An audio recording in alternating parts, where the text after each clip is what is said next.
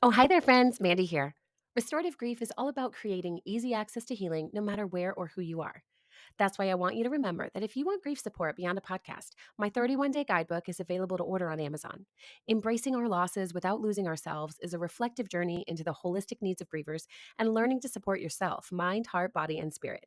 Don't just wing it. You can lean into grief work with a guide. The link for the book and more are available in the show notes, and as always, you can reach out with questions. But for now, let's get on to this week's episode. Welcome back to Restorative Grief with Mandy Capehart. You are listening to episode 169, titled All the Small Acts with Lisa Sugarman.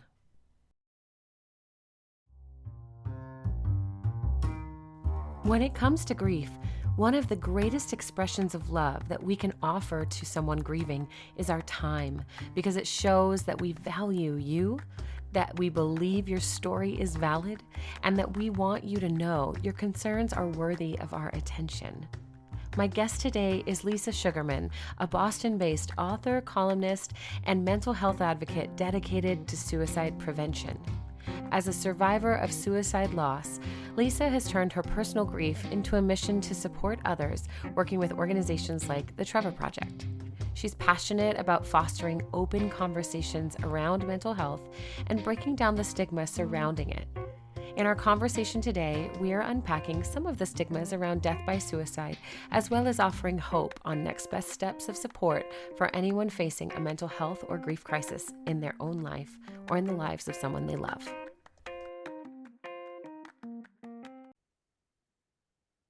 Hey everyone, welcome back to Restorative Grief with Mandy Capehart. Of course, I'm your host, Mandy, and today I'm really honored to bring Boston-based author, columnist, and mental health advocate Lisa Sugarman to the show. She's a survivor of suicide loss 3 times over, and she has turned her own experience of loss and grief into a mission to support other people. So, Lisa, thank you so much for being here with me today.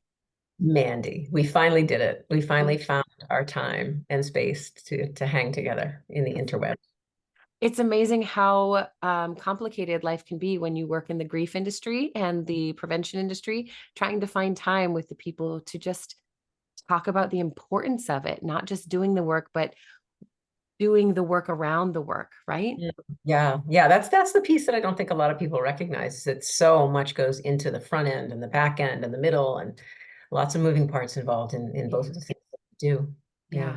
Well, let's just dive into it, right? Your journey into this world of mental health advocacy and suicide prevention really started with personal stories. And I'm curious, what about your personal story? Let's just tell people who you are.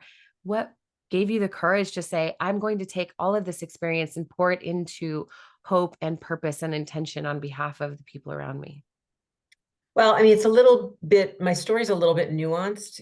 I mean, you said I'm a survivor, a 3 time survivor of suicide loss. So that's a lot of suicides. And I think most people right then and there would say, oh, well, that's the obvious catalyst for what brought me here. And yeah, in the simplest terms, it is, but there's so much more to it. So I learned that so I've lost my father, a cousin, and one of my closest childhood friends.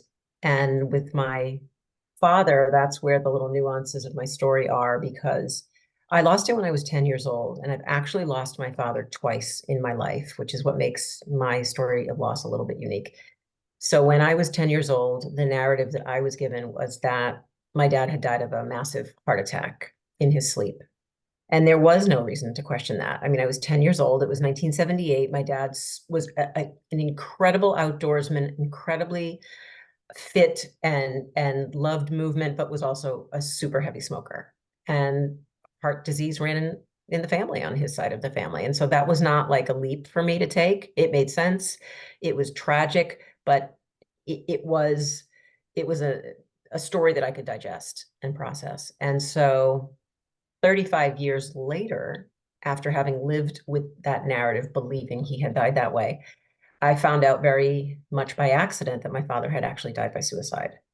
And that just blew me to pieces in every possible way. And this is now 10, almost 11 years ago that I discovered this. And the very beginning, those first several years, I just lived like two separate people. I was the mom and the woman who went to work and the friend and all the things on the outside of my life. And then when I would get home, I would kind of disintegrate with my husband. And it took years for me to get to the point where I started talking about it and wanted my children, our two daughters, to understand the truth, and little by little took steps and action to kind of put my story out there in more of the mainstream and kind of correct people and let people know, like, no, actually that is not what happened, and this is what happened. And it was through all of that kind of, reflection and processing and self-discovery that that's what led me here to this point. Because now I'm thinking, okay, my dad has died of suicide. I've lost other people that I care about by suicide. What am I going to do with this? What do I do with this? And I felt very much a responsibility, not only for the sake of my dad and his life, but for other people who may need help, may need hope. And I just kind of dove like headfirst into the deep end of the mental health pool and been swimming in there ever since. Yeah. I'm thinking about 10-year-old Lisa and how overwhelming it would have been in your home to have lost your father and for your mother to have lost her husband. And I have great compassion for the idea, let's just tell her it was a heart attack, right? Yeah. And I know that that must have been such a traumatic experience 35 years later. How did that affect the way you connected with your mom and your siblings, if there are any, and just your family who knew? Well, so there are no siblings. I'm an only child. My dad was my person in the world. So for my dad to have been there when I went to bed and then gone forever when I woke up in the morning was the biggest, of course, the biggest trauma of all. It's interesting.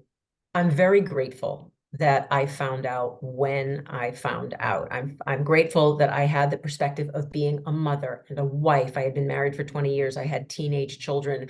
I could process this information and this loss in a very, very different way than you possibly could when you were, a 10-year-old kid.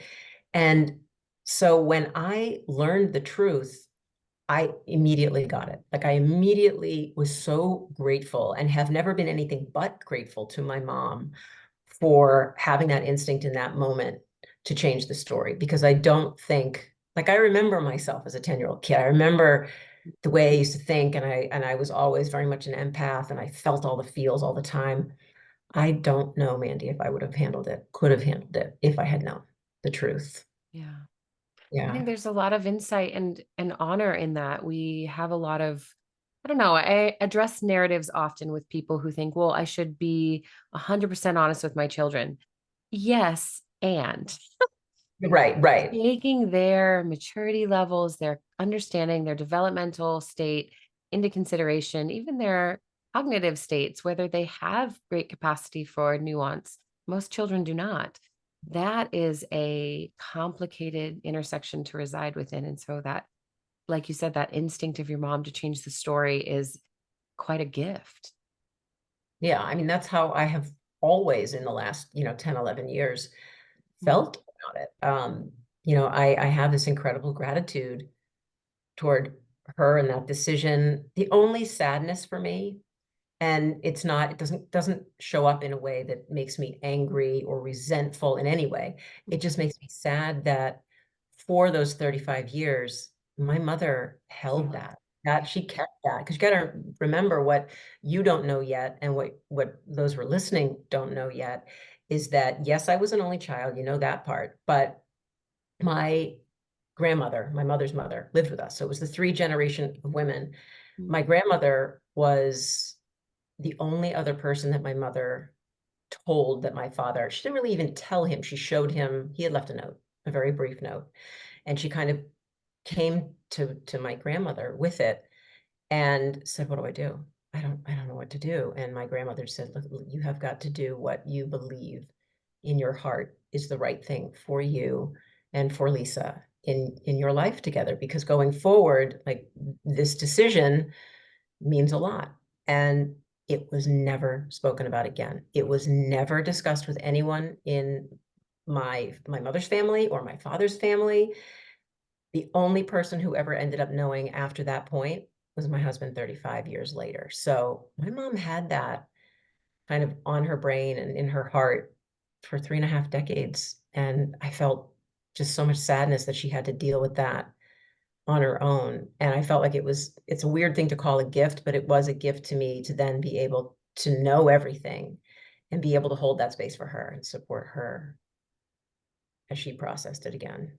The impact of that weight on her own mental health and the story of your father's mental health not also not being open and available as a conversation really makes it clear why you are so passionate about fostering open and honest conversations around mental health, especially with the stigma of death by suicide. And we know that people misunderstand it on a consistent basis simply because social media and entertainment sources don't get it right, and they consistently not only don't get it right, they get it so very wrong every single time they talk about it.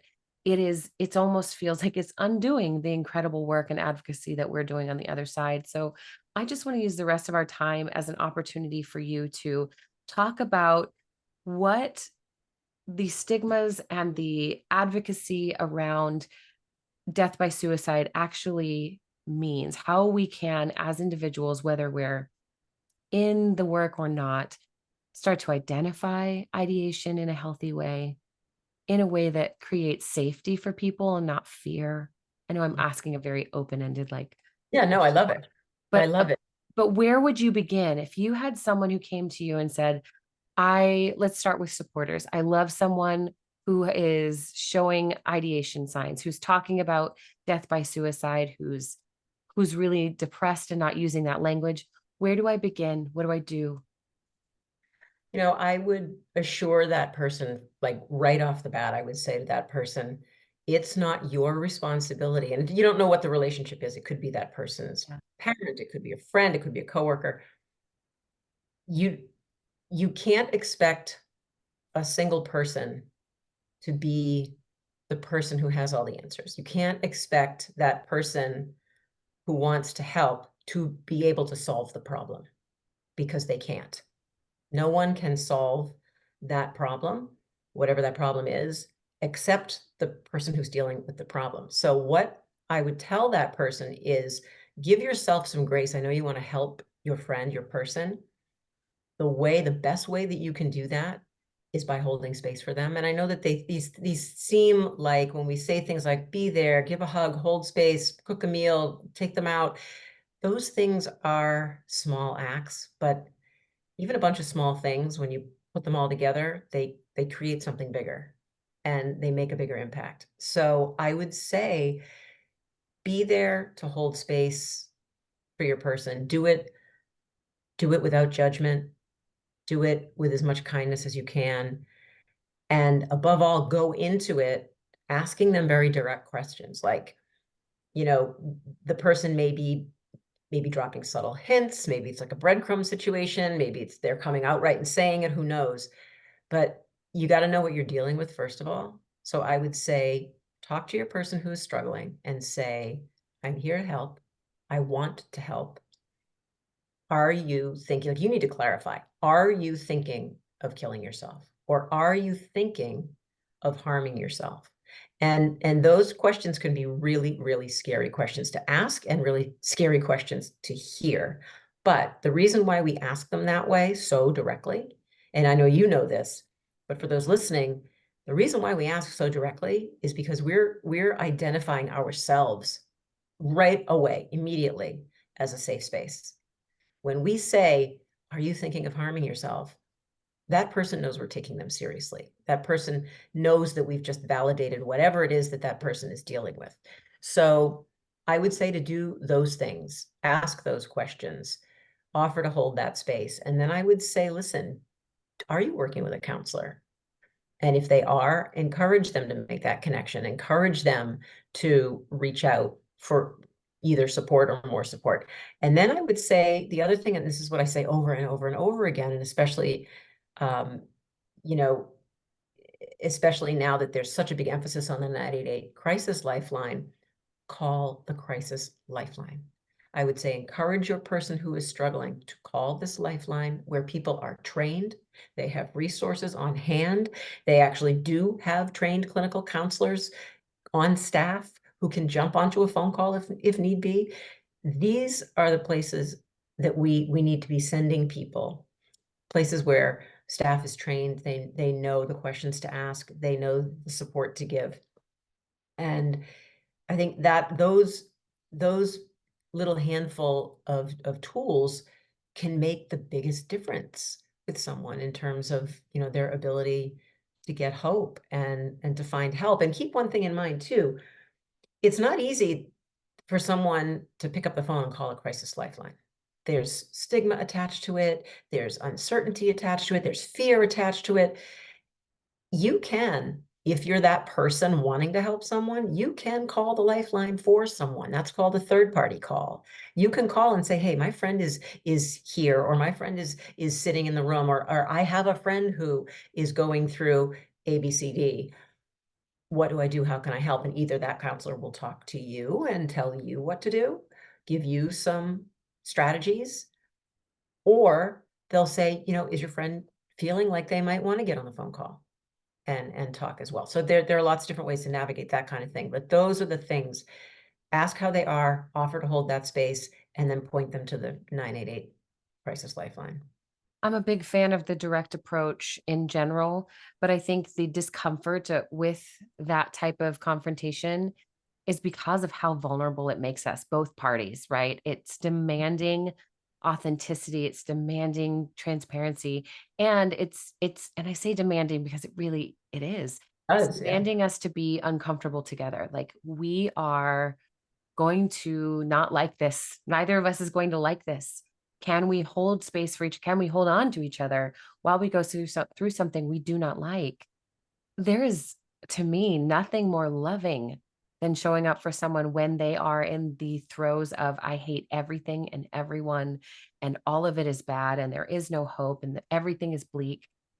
To sound kind of like put myself in the 2000 emos kid, that's emo music, right? That's where I lived for the longest time as a teen and as an young adult. And so when I hear that, I do think, oh, perfect.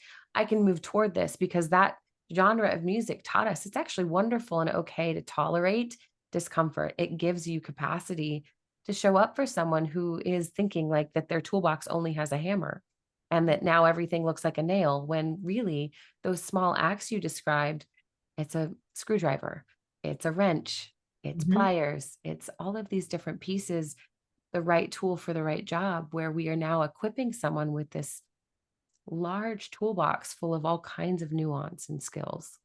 Yeah. Yeah. And I love the way that you describe that because it's so, so true. And, one other piece of this part of the conversation that relates back to one of the parts of your initial question was, well, what do we do on a bigger, broader scale? That's what we do with the person who comes to you. What do we do as a culture to to change this narrative? We do what you and I are doing. We have these open and honest conversations because we think about what are the hard things to talk about. They are the things that we've been conditioned to believe make us broken, but they really don't, like mental illness, like most of what we deal with when we're talking about depression and suicide, it relates back to something like depression or a mental illness. And we're taught that those things are stigmas. We're taught that those aren't real legitimate illnesses, that they're not legitimate conditions. And so the language that we use is altered and not really representative of what we're dealing with. So when we like have open and honest conversations, when you show up to me and you say, God, I'm not okay. I'm really not okay. Like I've been having a lot of mental health challenges. I'm seeing a therapist. Like when we reach that level of transparency and honesty, that is when we take away, dilute, remove, dispel, whatever you want to call it, the stigma that surrounds these things. And the more of us who do that, the weaker the stigma ultimately becomes. And that's when we kind of level the playing field. And that's when something like a mental illness is viewed exactly the same way as a heart condition or a cancer patient, or you know what I'm saying? Mm. So I think that it's having the open, honest conversations, putting it in the mainstream. I wish that certain platforms were not censoring the word suicide. It drives me absolutely insane that certain social media platforms are actually censoring a word like suicide when here we all are trying so hard to create a culture where people can talk about it. And it's a word that we have to accept and that we have that exists, that identifies something, and that we don't want to be scary or hard or awkward anymore. So we got a lot more work to do, but we're trending in the right direction, I think. I think collectively addressing the language around committing suicide versus death by suicide is really necessary. So let's do that, because part of that censorship online is a fear that if we talk about it, it will happen. It's that ridiculous notion that if I declare it will be a blue sky today, here come my blue skies, as if our words have that type of control versus our words having power and weight to them. So why do we want to move away from this language committing suicide as if it were a crime toward death by suicide? Well, you just said it yourself. You said part of the reason right there in the question. It's because when you think about it and you kind of break down the word choice that was attached to this way back when people started talking about this, decades and decades ago, they attached the word committed. And when you break it down and look at that word, what does it mean? It has a negative connotation. Like there is no other way to really perceive that word in mainstream language. It's committing a crime, committing a sin, you commit adultery, you commit, all the things that we attach that word to are usually bad things, negative things, illegal things, illicit things. And that's what we need to change because it isn't the case. Like someone who makes the choice to die by suicide is not doing it because they don't want to live. It's not because they don't want to be with their people. It's not because they don't want to be happy. It's because they want to get away from this never ending pain that they're in. And this is the only possible way it's going to stop. So, right from the jump, we need to change the way we talk about the thing that we're trying to deal with so that it becomes the perception is different. Like that's how we chip away at the stigma. Change the word choice. Don't say committed suicide because now you're dishonoring the person who took their life. Instead, let's say a lot of people are saying suicided. A lot of people are saying die by suicide or ended their life or took their life or succumbed to their mental illness. So there are a million different ways that we can say this that doesn't, brand it as being this illegal, illicit, immoral thing anymore. And that's what the mental health community is doing collectively. They're trying to change that language. And I so appreciate that you even added immoral at the end, because the religious factor of death by suicide is beyond overwhelming. A pastor of mine from college died by suicide. Oh my gosh, it's been a good handful of years now. And the impression at his service was interesting to witness. I was wading in the waters of grief work at the time and remember thinking so viscerally, this is an interesting come back together. We all knew he was not well. And it was really, really heavy watching people reckon with this. But the service was so beautiful, honoring his life and honoring his struggle without spiritually bypassing the reality of what he was experiencing, without saying, well, he was a pastor, shouldn't he have been immune? Right. Yeah, And that sorry, no one's immune. absolutely ridiculous notion that there isn't intersectionality in someone's life away from their career choice that actually causes them to be a complex and needy human in so many different areas. I want A to, human. I mean, yeah, that's the bottom line. a human, yes. That vulnerable part, again, that really deserves to be seen and cared for. And that's something I want to ask you about as well, kind of shifting now into this person, this individual who may be having ideation or maybe has a history of depressive episodes and ideation in their life. When someone comes to the hotline or to the Trevor Project and you are face to face with them, what part of your work allows or invites that person to consider the intersectionality of their situation meaning, yeah, okay, your mental health is a mess right now and you don't have the support. And maybe your physical health is also struggling. And maybe your social health is low. Maybe your financial health is also struggling. How do we, as people, just address those intersectional truths for people and validate that, and also begin to resource them in a way that isn't just, here's 32 phone calls to go make to solve all your problems. Things will be fine. There's resources. How are you struggling? Yeah, that's a complex question, and I'm glad that you asked it. I mean, obviously it's situational. Everybody comes to us with very similar problems Mm, at very different degrees yeah. of intensity and so on. And a lot of people they come with what they believe to be is one primary presenting issue, and then you uncover 32 others that are, like you said, contributing to the greater kind of decline of their mental health. um, it's a hard question to answer.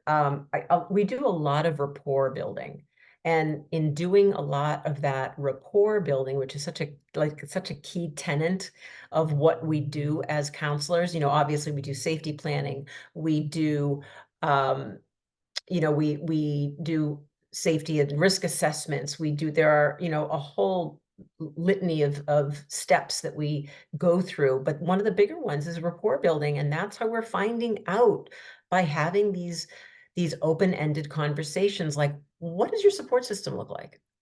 What's your fitness routine? Do you have a fitness routine? How are you sleeping? Are you working? Are you in school?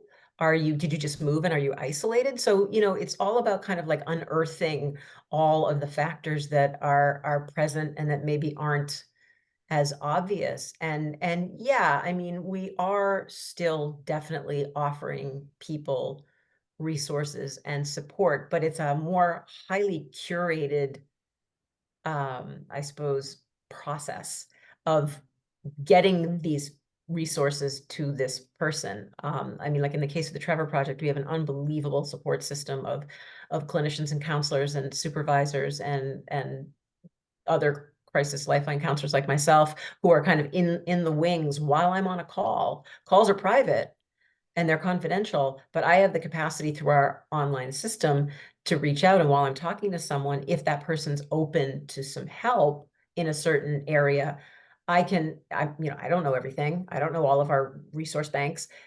And I'll just type a little message into the chat and I'll have, 12 people immediately being like, go here, go here, go here, and then I work with that person and I vet those things with that person and say, okay, what suits you? What looks like it makes sense for you? And we go from there. And the hope is that they find something that kind of resonates with them or gives them a little bit of hope or something that seems appealing and that they want to try. So there's a big, massive group, almost group effort, even though I'm in an individual on that phone line, it's just me and that person. There's a greater support system in play behind the scenes. And, we're really just taking that person's individual needs into consideration as best we can to help address all of the things that are contributing to making them feel the way they feel. Yeah. And that goes back to what you Answer said your at the question? beginning. It's not just one person. One person cannot do all the things. Yeah. Your ability to sit with someone, build rapport, but even attune to where they're at and create partnership with them as they explore. That is holding space. That's picking up the phone as if you were next to them and saying, you don't have to call alone. I'm here. And it's going to suck. Ready? Yeah. Let's Yeah. just name it. This will be hard.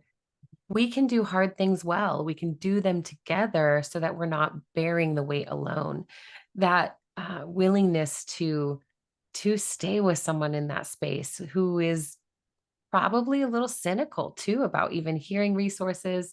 I know people who call consistently into 988 or even the Trevor Project likely say things like, "Oh, I've heard this before. Yeah. Thanks. They were terrible." Or they even have resistance to calling in the first place that says, "Well, I've called and it was terrible. The experience was bad, or I had someone that wasn't able to attune to where I'm at or notice what I need," using whatever language they can. Have you experienced that type of intense resistance when someone calls, knowing that you are a very last resort? And what is that like? How do you intervene? It's a hard place to be. It's a challenging position to be in. And yes, to answer your question, I have been in that position many, many times. And what you're referring to in terms of, the people who call frequently, we have a name for those people internally at Trevor Project, and those people are called familiar voices because we can see that they have called often. We know what they're calling about. We kind of have that history. And keep in mind, there are people who do that because they don't have a support system in their life. And there are so many people who just strictly utilize our lifeline and other lifelines like 988 just to have a human connection every day. And they typically will call at the same time every day. And it may be a 5 or 10 minute call, and there is no presenting crisis per se. They just want to talk to someone. So we have those people, but then we have the people you're talking about who are a little, I don't want to say jaded, but they're a little extra hopeless because whatever it is that they've been told doesn't work. And that is a hard position to be in because, 9 times out of 10, I haven't been the one to speak to someone. Sure. Do we get a lot of people who we've spoken to before? Yes, we do. But more often than not, it's someone I haven't dealt with before. And so what I try to explain to that person is, look, I again, validate, validate, validate. I understand and appreciate that you've had a tough experience, or the last phone call or 10 weren't great. They didn't serve you. You didn't get what you needed. You didn't get the resources you wanted. Well, you and I have a different dynamic. You and I have not had this conversation before. You and I are going to approach this in our own unique way, and let's work together to come up with the best either safety plan, strategy, toolkit, um, or resource support that you need. And all you can do is the best you can do, Mandy, right? Like all you can do is listen as non-judgmentally and openly as you can and offer the best kind of support you know how to offer. And it really is ultimately on that person. Like you might have a person who's just like, I don't give a shit what you say. It's not what I want to hear. And you take that and run with it as far as you can. And you say, you are absolutely more than welcome to call back again. And you can call and talk to somebody else if you feel like maybe someone else may have some better suggestions. I mean, there are a million different ways to deal with it. It's not easy because you want to help all the people all the time. That's the bottom line. And you can't all the time, which is, the frustrating thing. But you just have to have that mentality that, okay, I'm just going to, attack this call in the best possible way that I can and hope I get the person what they need. Yeah. Talk to me about how you care for yourself on the other side of this work with your own personal experience and incredible like wisdom and pool of resources you have within. I imagine you are quite boundaried around like centering yourself and telling your own story to someone in crisis. So I'm not worried about that aspect of it. But my thought more goes to how are you taking care of yourself once you've hung up the phone call or once the friend has left your presence? What are you doing to prevent panic and dysregulation and fear to set in yourself? Well, first of all, one little piece of what you said made me want to answer to Sure. it. Um, In terms of when I'm a crisis counselor and I'm on the crisis lifelines, I am anonymous. You don't know my real name. You don't know where I'm from. You don't know anything about me personally.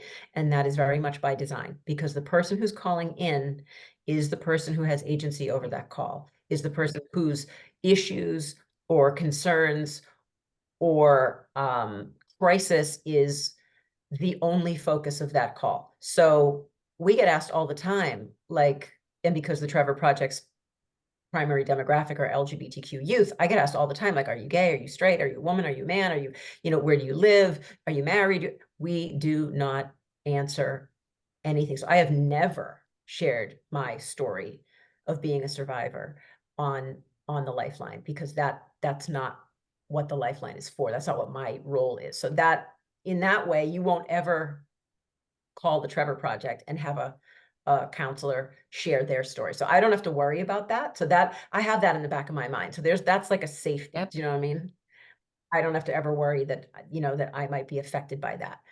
In my personal life, I think one of the big drivers for me wanting to help people in general in the capacity as a counselor is because I felt like I was doing so much of it holding space for people in my life.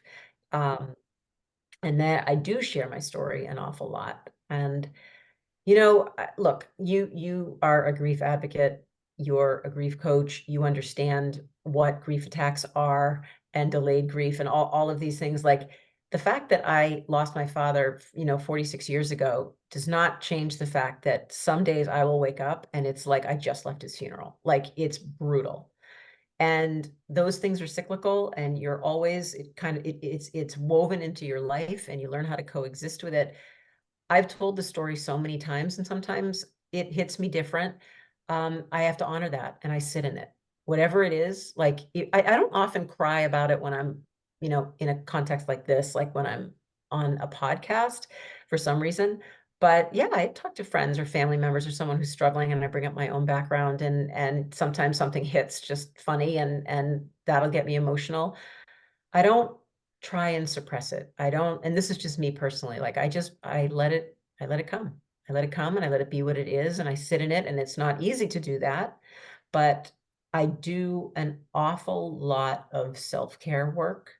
I have what has become over the last, the decades since I've lost my dad. I have such a strong self-care practice, daily ritual practice that I don't compromise for anybody.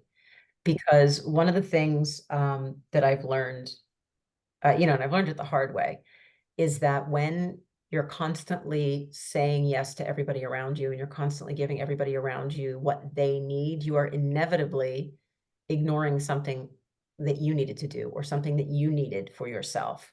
And I did that for years and years and years to the point where I kind of woke up one morning and was like, I am so depleted. I can't do this anymore. Like I have got to fix like my boundary fence had a big asshole in it and I had to go patch it and secure it and keep track of the fact that, um, I have to kind of put the oxygen mask on me first, because if I don't do that, how the hell am I going to help anybody else? I need to make sure I'm good. So I wake up at, 5 a.m. every morning. And the first thing I do when I get out of bed is meditate and typically practice yoga and come down to my office and I journal and that's when I have my cup of coffee and I have that quietude, that uninterrupted texts aren't coming in, my kids aren't calling me, nobody needs me. That's where I get centered. That's where I set my intention for the day. I get outside, I move my body, whether my husband and I ran this morning, or if I don't run, I walk, or if I don't walk, I'm in the gym.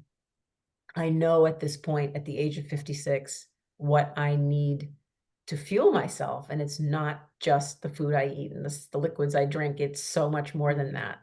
And I prioritize those things. And I feel like keeping that consistent practice is what kind of allows me to stay balanced when people need the best of me. I love routines. I have like a handful of different morning routines I go through based on my own chronic pain and chronic illness that I'm dealing with and like the capacity I have in that Yeah. day. And I agree wholeheartedly with you. It's so much more than just a food based routine or a nutrition based routine. I wonder too, in the context of this conversation, can we offer some kind of permission for someone who says, yes, I agree, something like that sounds incredible, but I have no capacity for it. And I have so many small fires in my life. I don't even know where to begin. Part of me thinks of those little acts we talked about again at the beginning. What would be a small act of generosity toward yourself in a morning routine or in an afternoon routine at any point in the day that could bring you a little bit back to center, a little bit closer to that person you want to be, a little further away from the pain that brings ideation thoughts into your life? Where would you encourage someone to start? Is it with a journaling practice? Is it with movement? Is it with better nutrition? Is it with better relationships? There's 8, 10, 15, depending who you talk to, different aspects of our life where we need wholeness and balance. And that's overwhelming. But one area, how would you help someone choose one area to start? I think I would start by saying to them, what is it that brings you the most joy? Start there. What is the thing? And we talk about this a lot when I'm on the lifelines and I'm talking to people who are in crisis. I say, okay, like the way that we always end phone calls is after we've kind of navigated through the call, the last thing that we say is, okay, when you and I are off the phone, what's one thing that you can do or you going to do that will kind of reset your system or bring you joy or ground you? Like, what's that thing that always does it no matter what? I would say start asking that person that Mhm. question. And then if they say, well, I do kind of like poetry, I like to write or I like to read. Okay, so commit to yourself. What I do, if you looked at my phone right now, you would see that in addition to having 85,000 alarms, you would see that I also, in my calendar, I block off 5 a.m. every day. It says journaling and it says meditation. After that, I'm working on a new book. So after that, I have a chunk of hours and that is what I do. I block off my time. I have my time that says I'm going for a run. I have that time that says I'm going to meet a friend for coffee just to fill my soul, that kind of thing. So I'd say to that person, like, anybody can do anything for 10 minutes. Do it for 10 minutes. Like Mhm. set a timer. Block up, hang up your phone. Like put your phone on do not disturb. Don't be afraid to tell the people Mm. in your life if there are barriers. Like I've got 5 kids and they're all young and I'm working and I have to run the house and my husband travels or my partner travels and I've got so many balls in the air. Okay, you know what you can probably do? You can probably ask someone for help, which we don't do enough. Mm. You can say, "Can you watch my kids?" Or, "Could you pick up my child?" Or, "Can you just give me a little bit of grace before we have our meeting, and can I have this 5 or 10 or 15 minutes to myself to do whatever this thing is that I need to do?" And then put it in your calendar, block off that Yeah. time. You would prioritize a meeting that you had with me, wouldn't you? I would prioritize a meeting I had with Mm. you. Why are we not prioritizing the, commitments that we have to ourselves? So I'd say start super small. Pick a thing that you know is gonna make you happy and spend 10 minutes a day doing that thing. I love that you said there are going to be barriers like and we have privileges that keep us barrier free. Mhm. Like your children are probably older than mine is, and so our barriers are different. I am a big fan of telling people, here are the non-negotiables. You must eat, you must defecate, you must travel at some point. Build in margin. Build in 2 minutes of margin. Do you need to escape to the restroom? Stay there for 3 extra minutes. Right. Do you need to drink a glass of water? Mhm. Drink it slower. Yeah. Really become intentional about the moment that you are honoring your physical needs. And that's for me as a somatic practitioner. I go back to the physical frequently, of course, but it is something I find when someone says, I don't know what brings me joy. I have no idea what grounds me. I hate everything and everyone. Remember, I'm only listening to emo music. I don't have capacity for this. My brain says, well, but your body knows what it knows. Mhm. It knows what safety feels like. It knows what unsafety feels like. If drinking a glass of water would quite literally make your body feel like you have some safety, then a glass of water is where we begin. Yeah. And I think that I uh, love that. that that pushback on barriers is huge, and I'm imagining that you get to do some of that in your work as well, because that we're afraid as supporters of people with ideation to push back. We're afraid that we'll push them too far.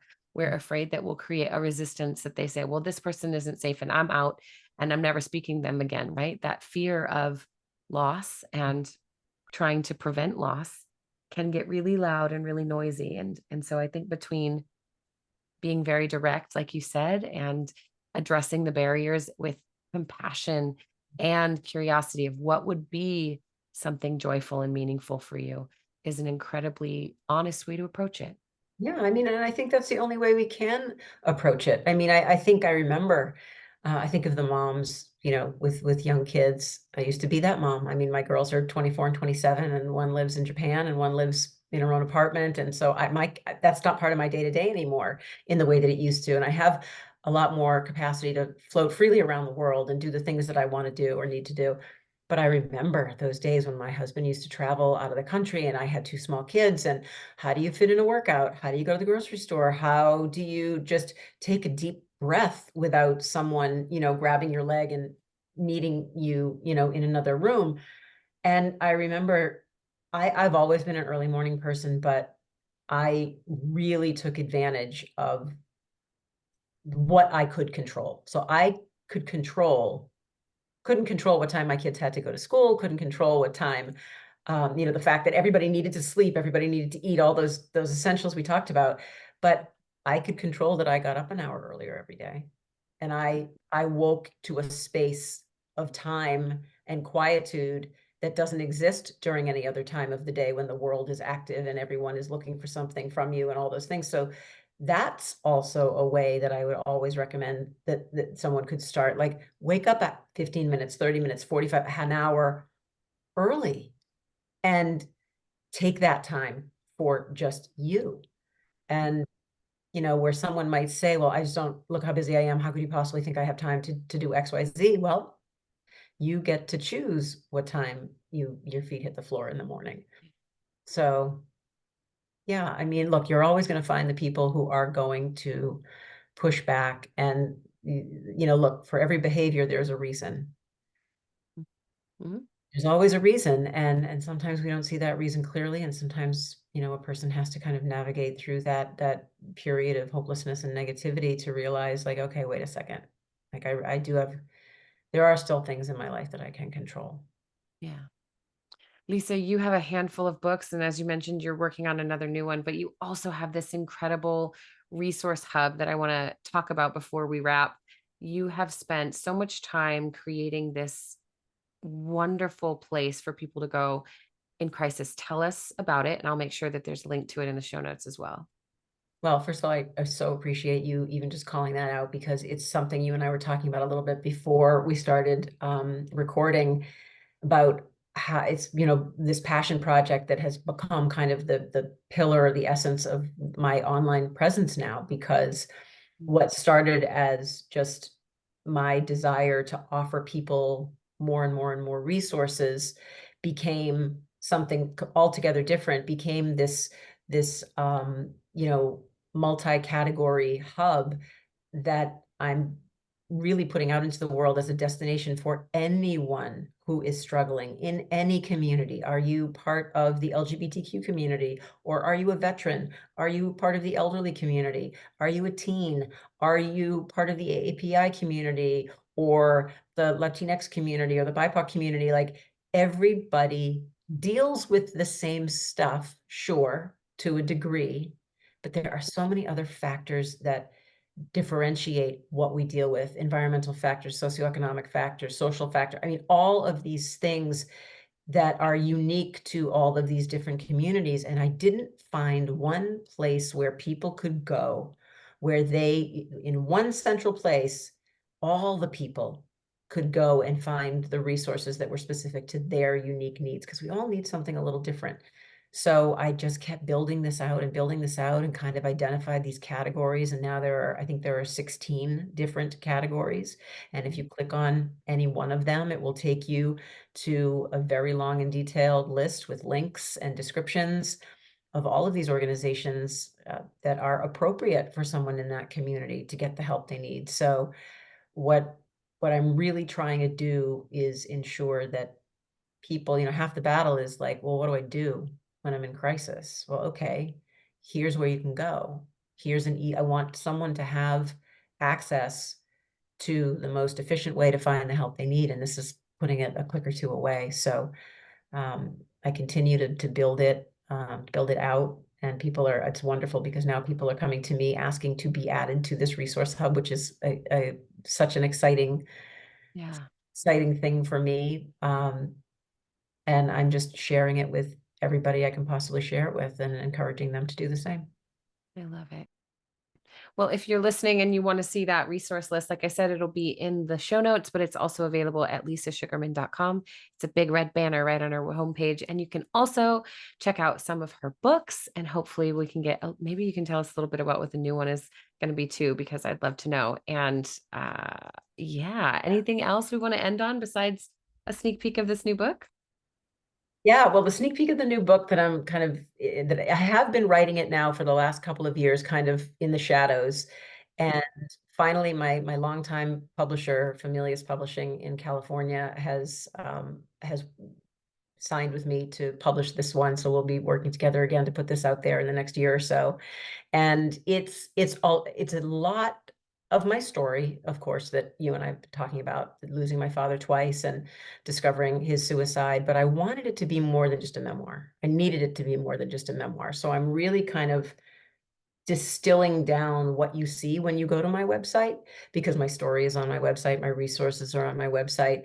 I have a toolkit hub that's also on my website. So I'm pretty much inserting all of those things. It will be my story. It will be part memoir, part resource hub, part toolkit. So you've got in your hands my experience, so I know what I'm talking about because I've got all this lived experience. So this is not, I'm not making this up. This is my story.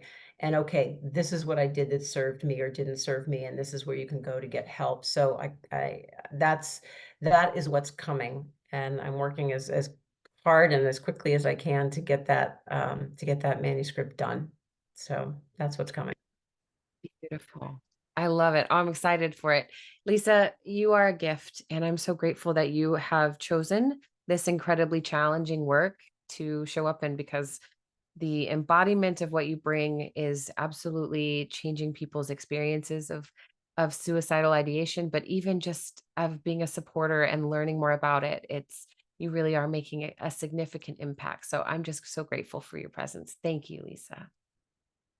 Appreciate that so much, Mandy. And I have to say exactly the same thing back to you. You and I also talked a little bit about the fact that I'm kind of doing things on the front end, trying to, prevent and create awareness, and you're kind of catching people when they have lost someone. And you can't have my work without your work, and vice versa. And so you're doing the same incredible work, and you are your own bright light in that space. So I'm just grateful that our worlds collided.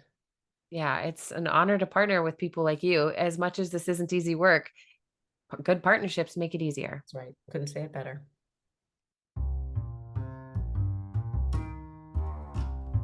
Thank you for listening to episode 169 of Restorative Grief. Lisa's insight and offerings around intentional small acts of love toward ourselves and others are so valuable, because each act is another tool in a griever's toolbox. And make no mistake, people living with ideation or depression are grieving the life they expected too. So, as we continue to grow in our grief literacy and understanding of what loss looks like lived out, we continue to destigmatize mental health conditions and provide meaningful avenues of support for all. If this is your first time listening to the show, thank you for starting your year with such an important message. If you or someone you know is dealing with ideation or struggling to support themselves through loss, please reach out. The show notes will include the vast list of intersectional mental health resources mentioned by Lisa, as well as my contact info if you want to consider one-on-one support through restorative grief coaching. But if we aren't able to help you directly, we are committed to helping you find someone who can. And as always, before we go, one last thing. Please remember, the only solution for grief is to do the work of grieving. Thank you for listening. I'll see you next week.